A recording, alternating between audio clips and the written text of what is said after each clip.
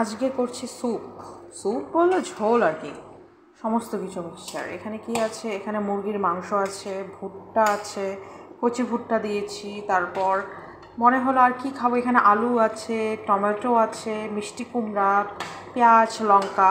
তারপর মনে হলো কিছু সলিড দানাও চাই পেট ভরানোর জন্য।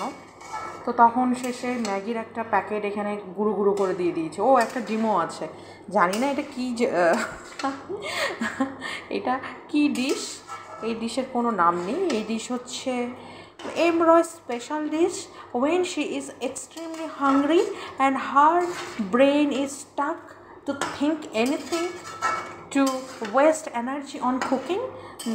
That's সেই সময় সে এই ধরনের অদ্ভুত রকমের খাবার তৈরি করে।